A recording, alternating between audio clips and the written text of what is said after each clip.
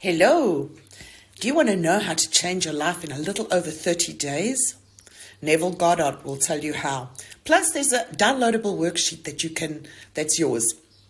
And also, don't forget to subscribe. Okay, so get this.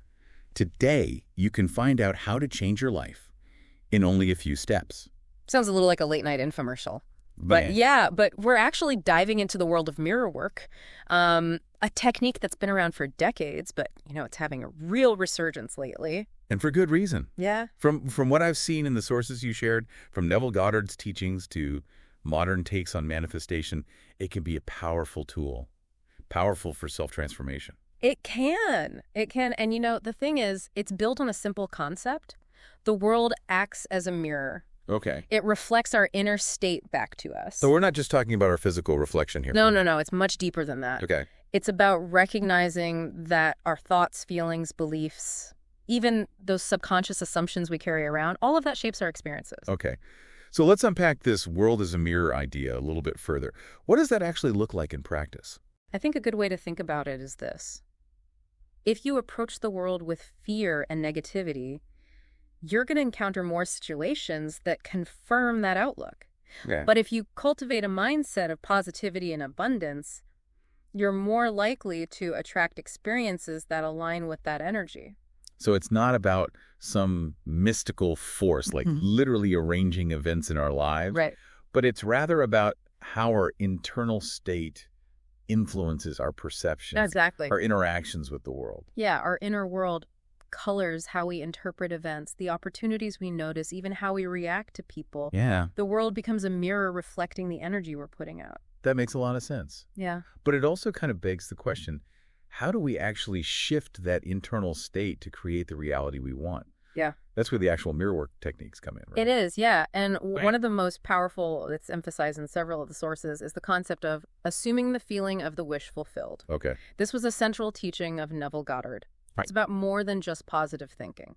So we're not talking about like just slapping on a happy face and pretending everything is great. No, not at all. Okay. It's about a deliberate and consistent effort to embody the feeling of your desire as if it's already realized. So if I'm aiming for a promotion at work, it's not enough to just like daydream about having the corner office. I need to actually cultivate the feeling of already having that success. Precisely. Imagine the confidence, the sense of accomplishment, the satisfaction you'd feel if you already had that promotion. Mm-hmm. That's the energy you want to cultivate and project out into the world. It almost sounds like acting, but acting from the inside out.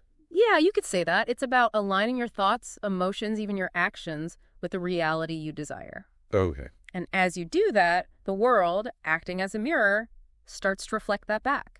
Opportunities may arise that you hadn't noticed before. Your interactions with colleagues might shift as your confidence grows. Yeah. Okay, so we're talking about a pretty profound internal shift here. But the sources also highlight the importance of our inner dialogue. Yes. The way we talk to ourselves. Apparently, we're all running this internal commentary that's shaping our reality. That's right. The thoughts we repeat to ourselves become the script for our lives.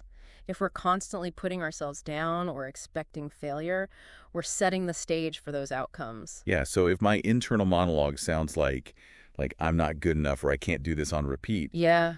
it's no wonder things feel like an uphill battle. Precisely. That negative self-talk, it's like planting weeds in the garden of your mind. But the good news is we have the power to choose different seeds. Okay, so instead of I can't do this, I might shift to I'm capable of learning this, or I'm willing to give it my best shot. Exactly. It's about consciously choosing to cultivate thoughts and beliefs that support your growth and your well-being. This all makes a lot of sense conceptually, but let's talk about the actual mirror work itself. What does that look like? Is it as straightforward as standing in front of the mirror and having a pep talk with ourselves? Well, that's certainly one approach, and it can be surprisingly effective. But there are a variety of techniques, each designed to leverage the mirror as a tool for transformation. Here's where it gets really interesting. Okay. The sources mention a technique that goes beyond just positive self-talk in the mirror. They talk about using the mirror to almost program your subconscious mind. Right. It's the mirror technique. Yeah. It might sound a bit woo-woo at first, but the principle is based on using the mirror as a focal point to imprint desires onto your reality. Okay, I'm intrigued. Yeah. What are the steps involved in this programming process? First, you need to get crystal clear about your desire. What is it you truly want to manifest? Okay. Then, stand in front of a mirror and look into your own eyes. Hmm. Not with self-criticism, but with the understanding that you're looking at your own inner power, your capacity for creation. So it's almost like acknowledging the power that we hold within ourselves. Exactly. Then comes the affirmation part. With conviction, you state your desire as if it's already happened, feeling the emotions of already having it. Okay. But the key here is consistency. Mhm. It's about regularly showing up for yourself, reinforcing that desired reality. So I might look in the mirror every morning and say, like, I am healthy, energized, and thriving, and really feeling those sensations in my body as I say it. Precisely. And over time, the sources suggest this consistent practice can help reprogram your subconscious mind, aligning your thoughts, your beliefs, your actions with your desired outcome. That's fascinating. Yeah. But the sources also emphasize that mirror work isn't just about manifesting specific desires, right? It can be applied to other areas of our lives as well. Absolutely. The mirror can be a powerful tool for all sorts of things. Want to boost your confidence? Practice affirmations while looking into your own eyes, radiating self-assurance, feeling down on yourself. Use the mirror to consciously cultivate feelings of self-love and acceptance. So it's almost like the mirror becomes a training ground. Yeah. For cultivating the emotions, the energy we want to embody more fully in our lives. That's a great way to put it. And, what's fascinating is this concept of the world as a mirror isn't limited to New Age thinking. It pops up in a lot of different spiritual and philosophical traditions. Oh, really? I thought this was kind of a relatively new idea. No, not at all. For instance, in ancient Greek philosophy, there's the concept of know thyself, inscribed on the Temple of Apollo at Delphi. This emphasis on self-knowledge is essentially about understanding our internal world and how it shapes our experiences. So even thousands of years ago, there was this recognition that our inner reality is deeply intertwined with our outer reality. Precisely. And you find echoes of this in a lot of Eastern philosophies as well. The Buddhist concept of karma, for example, highlights the interconnectedness of actions or consequences, emphasizing that what we put out into the world ultimately comes back to us. Okay, so we've got this ancient wisdom backing up this idea that our inner and outer world are interconnected. Right. But let's get back to the nitty-gritty of mirror work. What specific benefits can someone expect to see if they start incorporating these practices into their life? Well, that's where things get really exciting. And while everyone's experience is unique, the sources you shared, along with countless anecdotal accounts, suggest that consistent mirror work can lead to some pretty incredible transformations. Let's hear it. What kind of transformations are we talking about? Well, one of the most commonly reported benefits is increased self-confidence. As you practice looking at yourself with kindness and acceptance, affirming your worthiness, visualizing yourself, achieving your goals, you naturally start to feel more self-assured. It's like that consistent positive reinforcement starts to, chip away at old insecurities. Right. Limiting beliefs. Yeah. Replacing them with a stronger sense of self. Exactly. And as your confidence grows, it starts to show up in every area of your life, your relationships, your work, your creative pursuits. You begin to approach challenges with a newfound sense of belief in your abilities. So we're not just talking about feeling better about ourselves. Right. We're talking about actually stepping into our power and making things happen. Precisely. And that's just one benefit. Mirror work has also been linked to improved relationships, reduced stress and anxiety, greater emotional resilience, and even physical changes. Physical changes. How does that work? Well, remember that principle of the world as a mirror. As you shift your internal state, cultivating more self-love, radiating confidence, visualizing your ideal self, you start to project a different energy out into the world, and that can impact everything, even your physical appearance. So we're talking about more than just a superficial makeover. Yeah. It's about a deeper transformation that radiates outward. Exactly. It's about aligning your inner and outer worlds, creating a sense of harmony and wholeness that is reflected in every aspect of your being. Okay, I'm officially intrigued. This is starting to feel like way more than just a self-help fad. Yeah. It's a powerful practice. It is. Rooted in ancient wisdom and backed up by modern research. That's what makes it so fascinating.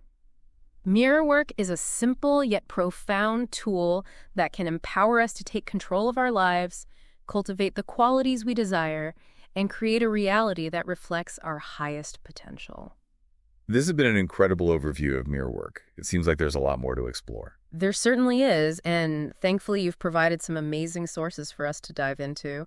One of the sources you shared highlighted something that really struck me. Yeah. It talked about how mirror work isn't just about creating a better future, Okay. but also about healing wounds from the past. Oh, that's interesting. I hadn't really considered that angle. Yeah. How does that work exactly? Well, think about it. So many of our current beliefs, Okay. those patterns of thinking that we might not even be aware of, Mm-hmm. are often rooted in past experiences. Yeah. Maybe it's a childhood event, Right. a critical remark that stuck with you, Yeah. or even just years of absorbing those societal messages about worthiness or success. So those past experiences, they kind of become like these invisible scripts that we just keep replaying in our lives, even if they're not serving us anymore. Exactly. And those outdated scripts can manifest in all sorts of ways. Yeah. Maybe it's a fear of public speaking stemming from like a humiliating experience in school, Right. or a pattern of attracting unhealthy relationships because of an underlying belief that you're not worthy of love.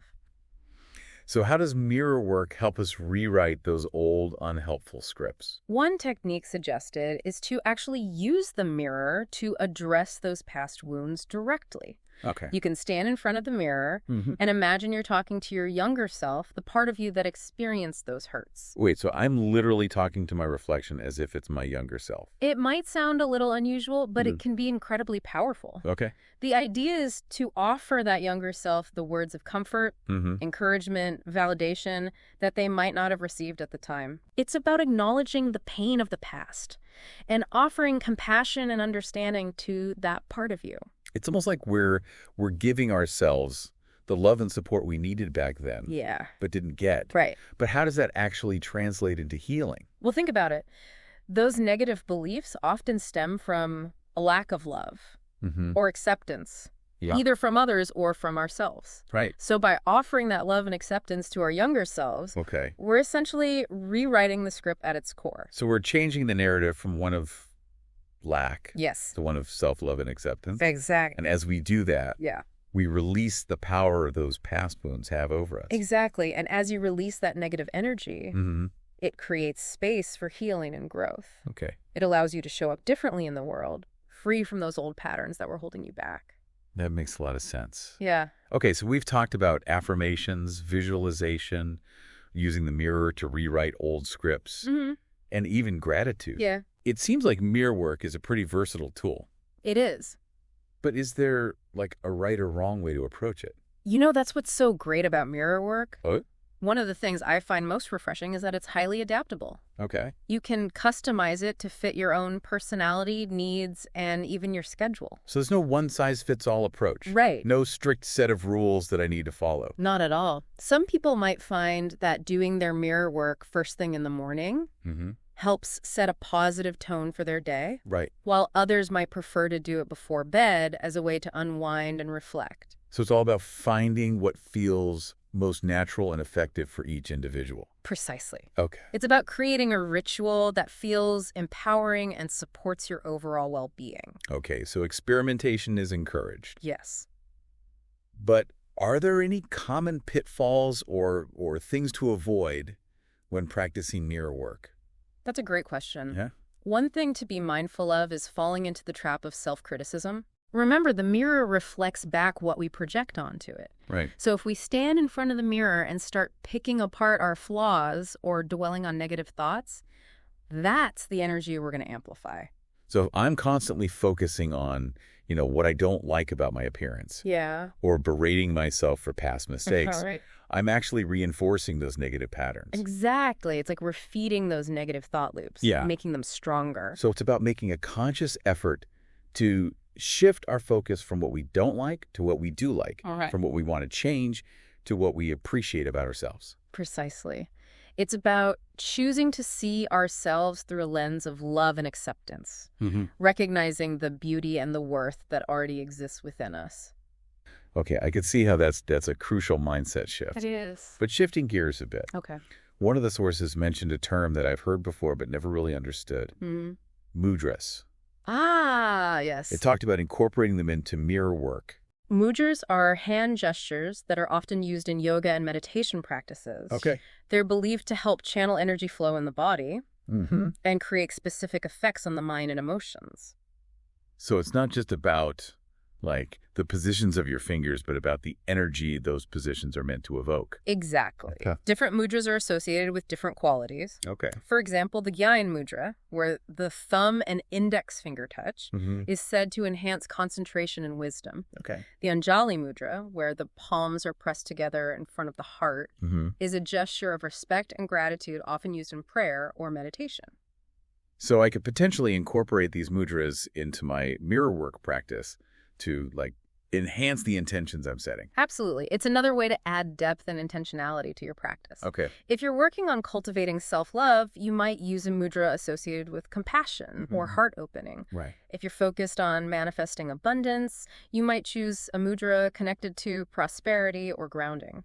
That's fascinating. Yeah. Definitely going to have to, like, research some mudras and experiment with them during my mirror work. Yeah. But speaking of experimentation, Okay. one question that popped into my mind is, what about using different types of mirrors?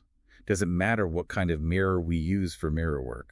That's an interesting question. Yeah. While there's no hard and fast rule, Okay. the type of mirror you choose can certainly influence your experience. So it's not just about grabbing any old, like, compact mirror out of my purse. Well, you certainly could, Okay. but using a larger mirror, like a full-length one, Mm-hmm. can allow you to see more of yourself, not just your face, but your entire body and how you hold yourself. Right. It can help you become more aware of your posture, your energy, and how you present yourself to the world. So it's about taking in the whole picture, literally. Exactly. Okay. And some people find that using a mirror with a beautiful frame or one that holds special significance adds to the ritualistic aspect of the practice. It can help create a sense of reverence and intention. That makes sense. Yeah. It's about making it feel special, Yeah. almost sacred. Uh, But what about using multiple mirrors? I've seen pictures of people doing mirror work, like surrounded by mirrors, Yeah. almost creating an infinity effect. That's a more advanced technique, Okay. and it's definitely not necessary for beginners. Okay. But the idea behind using multiple mirrors is to amplify the energy you're projecting, Okay. create a sense of expansiveness. So it's like multiplying the power of your intentions.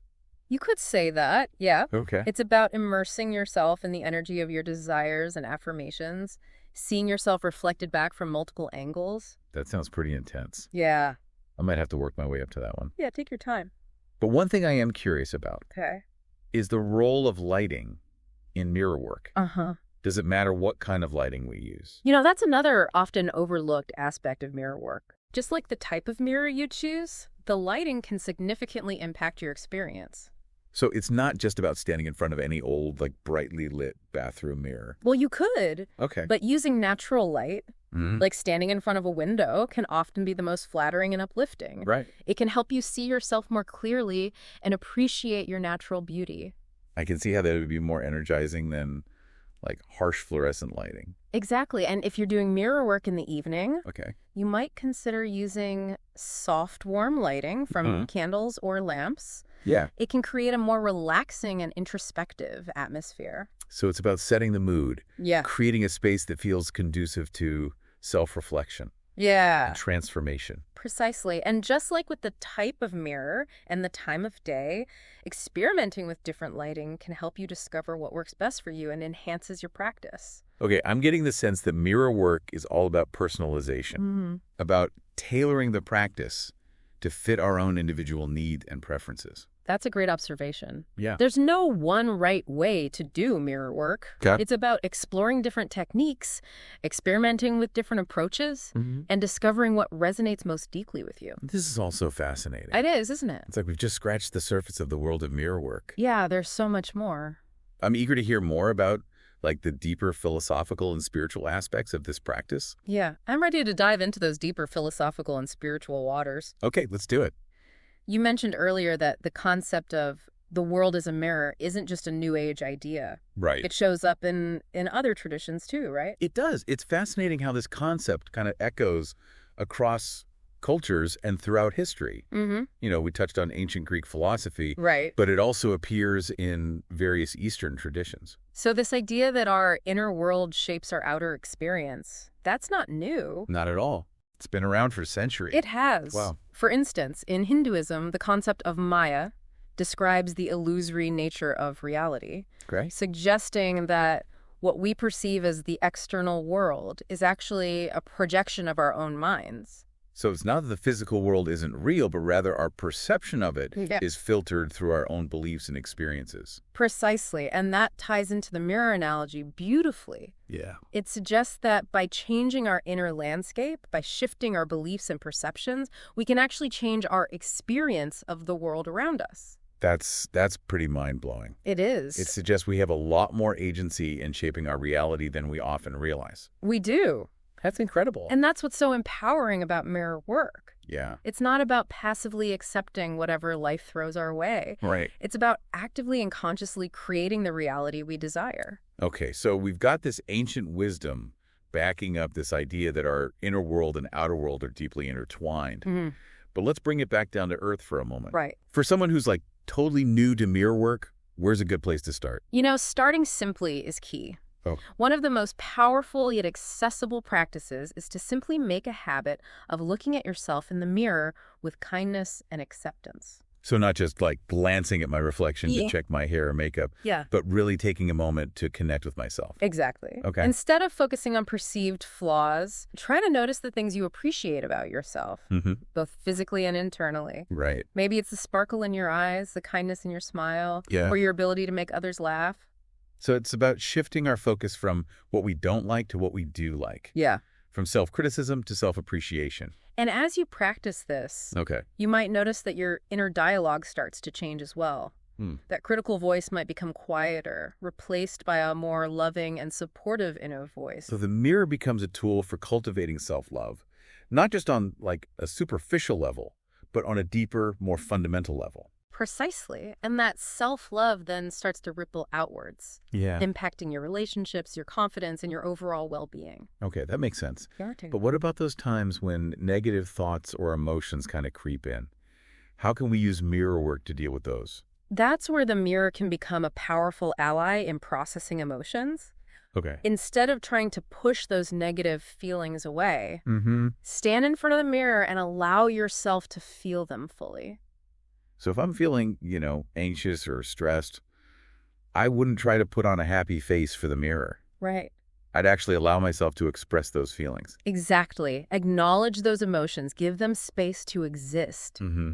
You might even try talking to your reflection about what you're feeling. But Sometimes simply voicing those emotions can help to release their grip on you. it's like the mirror becomes a safe space Yeah. to process and release those pent-up feelings. Exactly. And once you've allowed yourself to feel those emotions, you can then use the mirror to shift your energy. Yep. You might try repeating affirmations that counter those negative thoughts. Right. Or visualize yourself surrounded by a calming light, feeling peaceful and centered. So the mirror can help us move through those difficult emotions and cultivate a more positive state of being. Absolutely. And remember, the mirror is just a tool. Yeah. The real power lies within you. Right. The mirror simply helps you to access that power, to tap into your own inner wisdom and capacity for healing and transformation. This has been such an eye-opening exploration of mirror work. It has. I feel like I have a whole new toolkit for self-discovery and personal growth. I'm glad to hear that. What final thoughts do you want to leave our listener with today? You know, mirror work is a journey, not a destination. Mhm. It's about consistently showing up for yourself, cultivating self-awareness, Yeah. and making choices that align with the reality you desire to create. It's about recognizing the power you hold within yourself to shape your experiences, to heal old wounds, and to step more fully into the life you were meant to live.